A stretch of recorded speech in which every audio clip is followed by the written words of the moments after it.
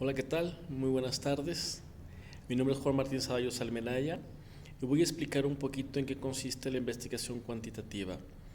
En la lectura que se nos presentó para poder hacer el resumen, vienen tres tipos de investigación, que es la cuantitativa, la cualitativa y la mixta. Para no perder el hilo de todo lo que ha el tema como tal, me voy a enfocar solamente en la parte cuantitativa, que es donde vamos a partir para poder aplicar esta en lo que sería un problema de investigación social. Bueno, para poder partir del concepto de investigación lo hacemos desde la raíz etimológica en latín, vestigare, que significa hallar, encontrar, inquirir, indagar, seguir vestigios. A su vez a esta palabra se le agrega el prefijo in, que significa en, es decir, crear conocimiento sobre la realidad misma. De este modo surge el conocimiento científico. Haciendo una pausa para después pasar a lo que es el conocimiento científico, el concepto de investigación queda como el conjunto de procesos sistemáticos, críticos y empíricos que se aplican al estudio del fenómeno o problema a resolver. En ese sentido podemos decir, y retomando la parte de lo que es un conocimiento científico, podemos hablar de dos tipos de investigaciones, perdón, de dos tipos de ciencias. Uno es la ciencia formal, que son evidentes por sí mismas, como la filosofía, la lógica, la lingüística, la matemática, y su método es deductivo. Tenemos las ciencias fácticas o experimentales, donde se encuentran las ciencias naturales y las ciencias sociales. Ambas aplican el método científico, pero buscan o se basan en el método inductivo, y sus tipos de investigación, como ya los mencioné, pueden ser cualitativa, cuantitativa y mixta. En este caso vamos a hablar sobre lo que es la investigación cuantitativa. Es aquella investigación que utiliza la recolección de datos para probar hipótesis con base en la medición numérica y análisis estadístico de resultados, con el fin de establecer pautas de comportamiento y probar teorías. Entre sus características están: se basa en la inducción probabilística, del positivismo lógico, mide y controla todo lo que es observable, hace inferencias más allá de los datos, es deductiva e inferencial, siempre orientada a los resultados, jamás al proceso, es particularista y generalizable, estudia la realidad estática. Sus objetivos son siempre cuantitativos, no cualitativos. Usa técnicas de análisis como análisis descriptivos, análisis exploratorios, inferencial variado y multivariado y contrastación. Su fundamento epistemológico es el positivismo y el funcionalismo. Su recogida de información es estructurada y sistémica, obviamente sistemática. Su tipo de análisis es estadístico.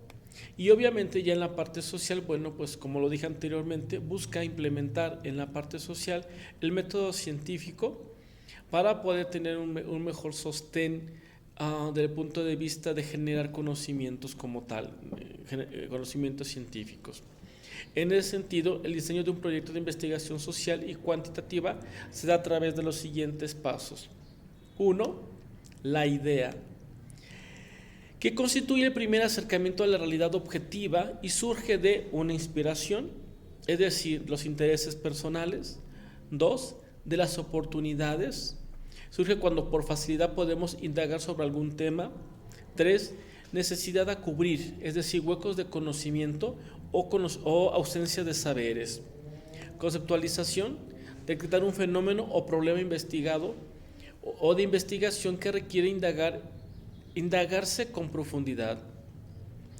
Necesidad de resolver una problemática, generalmente es lo que aplicamos en mi caso en las escuelas. Identificamos un problema y a partir de ahí buscamos darle solución. Cualquiera de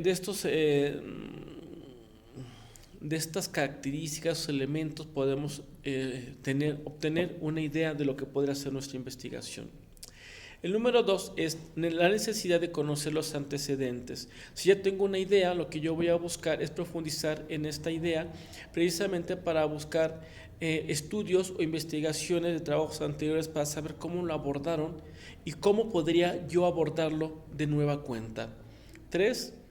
Identificar la perspectiva o encuadre, es decir, establecer la disciplina desde la cual se guía centralmente la investigación.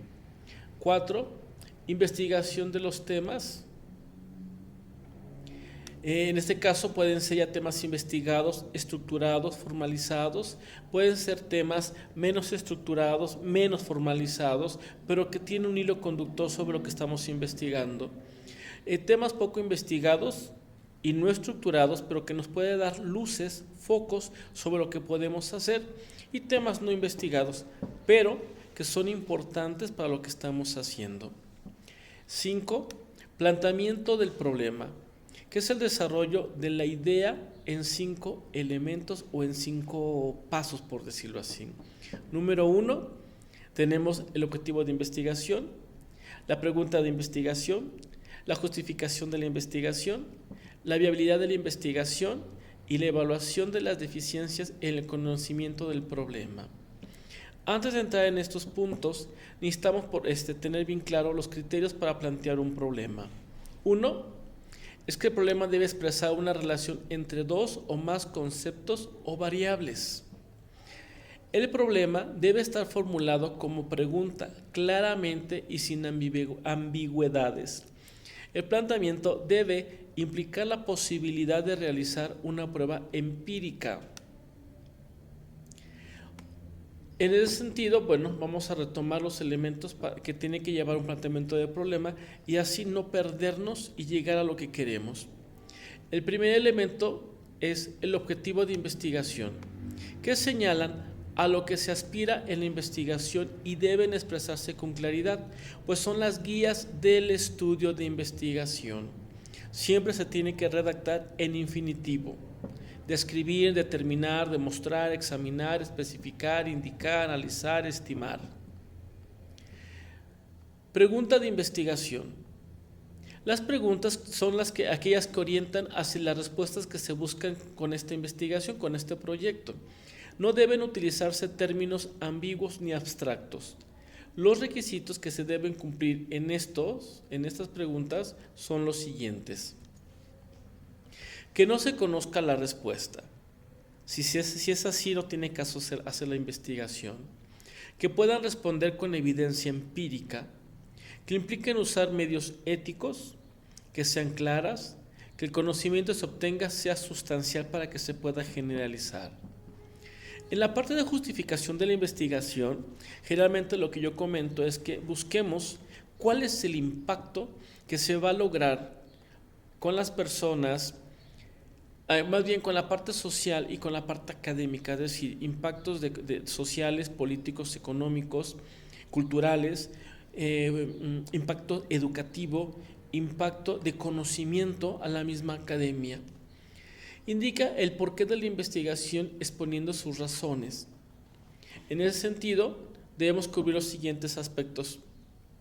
Conveniencia, si conviene, si sirve para algo la investigación, si no tiene una funcionalidad, si no tiene un impacto, no tiene sentido. Implicaciones prácticas, es decir, si va a ayudar a resolver un problema y si esta solución va a trascender. Valor teórico, es decir, llena vacíos de conocimiento, si los llena, agrega un nuevo conocimiento, también es válido.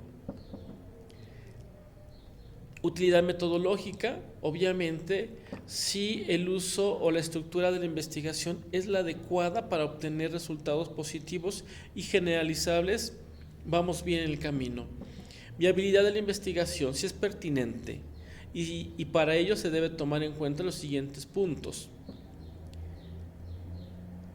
La disponibilidad de tiempo, los recursos financieros, los recursos humanos, los recursos materiales, la instancia y los alcances de la investigación.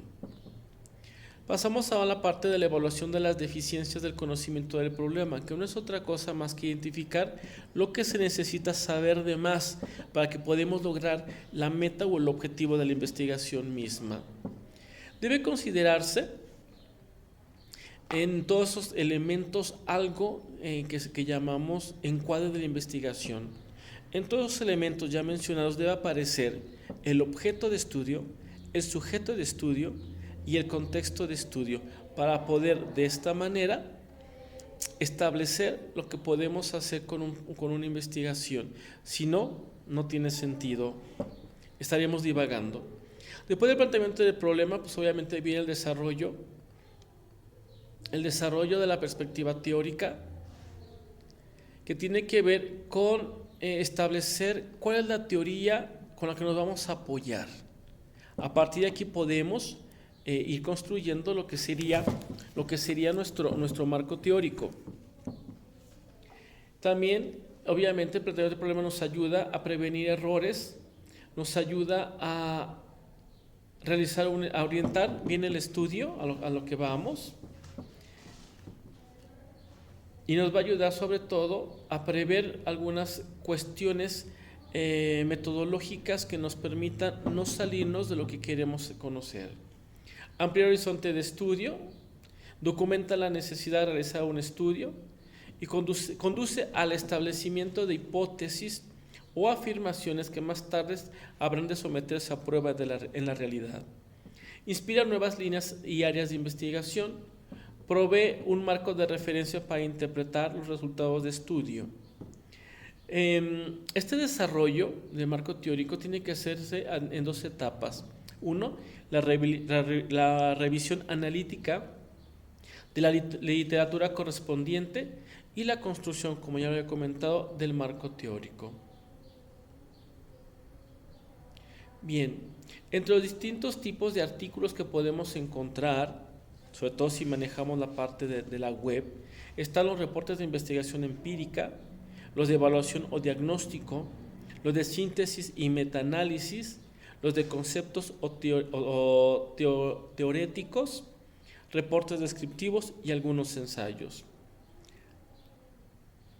El papel del marco teórico durante el proceso cuantitativo son aprender más acerca de la historia, el origen y el alcance del mismo problema de investigación, conocer qué métodos se han aplicado exitosamente o erróneamente, saber qué respuestas existen actualmente para las preguntas de investigación, identificar variables que requieren ser medidas y observadas, decidir cuál es la mayor manera de recolectar los datos que necesitamos y dónde obtenerlos, resolver cómo pueden analizarse los datos, refinar el planteamiento y sugerir hipótesis, justificar la importancia del título.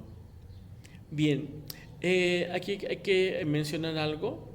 En la parte de saber qué tipo de investigación vamos a hacer o de definir el alcance de la investigación, podemos considerar las investigaciones de tipo exploratorio, descriptivo, correlacional o explicativo.